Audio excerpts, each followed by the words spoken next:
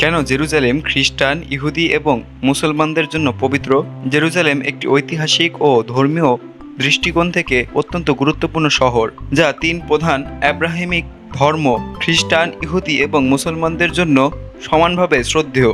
এটি বিশ্বের অন্যতম প্রাচীন শহর এবং প্রতিটি ধর্মের জন্য এটি এক অনন্য স্থান, যা ইতিহাস এবং ধর্মীয় বিশ্বাসের মাধ্যমে তাদের সাংস্কৃতিক এবং আধ্যাত্মিক ঐতিহ্যকে ধারণ করে রেখেছে। ইহুদি ধর্মে জেরুজালেমের গুরুত্ব অত্যন্ত গভীর। এই শহরটি ছিল প্রাচীন ইহুদি রাজ্যের রাজধানী এবং এটি তাদের ধর্মীয় ঐতিহ্য এবং সংস্কৃতির কেন্দ্রস্থল। বিশেষত জেরুজালেমের টেম্পল মাউন্ট বা মন্দির পর্বতটি ইহুদিদের জন্য পবিত্র স্থান। এটি ছিল তাদের প্রাচীন মন্দির, সলোমনের মন্দির, যেখানে ইহুদিরা তাদের ধর্মীয় আচার অনুষ্ঠান পালন করতেন। এই মন্দিরটি ধ্বংস হয়ে যাওয়ার পরও টেম্পল মাউন্ট এখনও ইহুদি ধর্মাবলম্বীদের কাছে একটি পবিত্র স্থান হিসেবে বিবেচিত। তাদের বিশ্বাস অনুযায়ী এই স্থানে একদিন আবার তাদের মন্দির পুনর্নির্মাণ হবে। এছাড়াও জেরুজালেমে অবস্থিত ওল্ড সিটি এবং ওল্ড সিটির ওল্ড ওয়াল, যার নাম ওল্ড ওয়াল বা ওল্ড ওয়েস্টার্ন ওয়াল নামে পরিচিত, ইহুদিদের জন্য এটি অত্যন্ত পবিত্র। এখানে তারা প্রতিদিন প্রার্থনা করেন এবং তাদের পূর্বপুরুষদের প্রতি শ্রদ্ধা নিবেদন করেন। খ্রিস্টান ধর্মে জেরুজালেম শহরের গুরুত্ব নির্ভর করে এর ইতিহাস এবং যীশু খ্রিস্টের জীবন ও মৃত্যুর সাথে সম্পর্কিত। খ্রিস্টানদের জন্য জেরুজালেম হলো সেই শহর যেখানে যীশু খ্রিস্ট তার জীবনের শেষ দিনগুলো কাটিয়েছিল। তাকে ক্রুশে চড়ানো হয়েছিল এবং পরে তার পুনরুত্থান ঘটে বলে খ্রিস্টানরা বিশ্বাস করেন।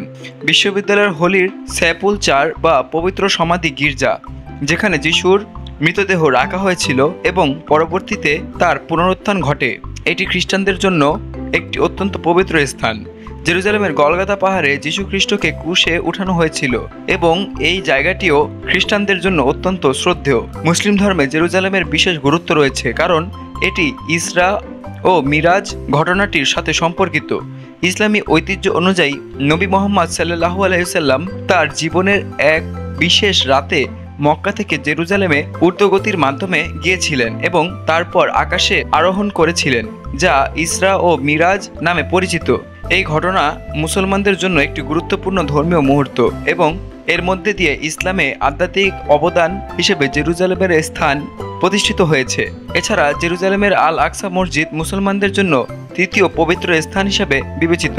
এটি সেই স্থান যেখানে নবী মুহাম্মদ সাল্লাল্লাহু আলাইহি ওয়াসাল্লাম তার ইসরা ও মিরাজ সফরে গিয়েছিলেন এবং আকাশে আরোহণ করেছিলেন।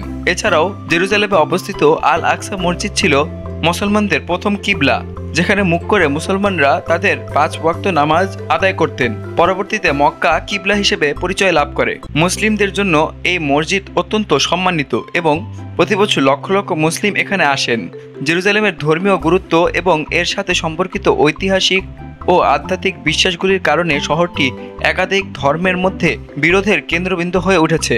ইহুদি, খ্রিস্টান এবং মুসলমানদের সম্প্রদায়ের মধ্যে বারবার সংঘর্ষ এবং রাজনৈতিক সংঘাতের কারণ হিসেবে জেরুজালেম মালিকানা এবং এর পবিত্র স্থানগুলোর নিয়ন্ত্রণ সবসময় গুরুত্বপূর্ণ হয়ে উঠেছে। জেরুজালেম শহরের রাজনৈতিক পরিস্থিতি জটিল এবং তীব্র কারণ প্রতিটি ধর্মের লোকই সেখানে তাদের ধর্মীয় স্থানগুলোকে অধিকার করতে চায় এবং এই শহরের নিয়ন্ত্রণের জন্য বিভিন্ন সামরিক ও রাজনৈতিক লড়াই হয়েছে। জেরুজালেম একটি ঐতিহাসিক এবং ধর্মীয়ভাবে গুরুত্বপূর্ণ শহর, যা খ্রিস্টান, ইহুদি ও মুসলমানদের কাছে একে অপরের বিশ্বাস এবং সংস্কৃতির জন্য অত্যন্ত সম্মানিত।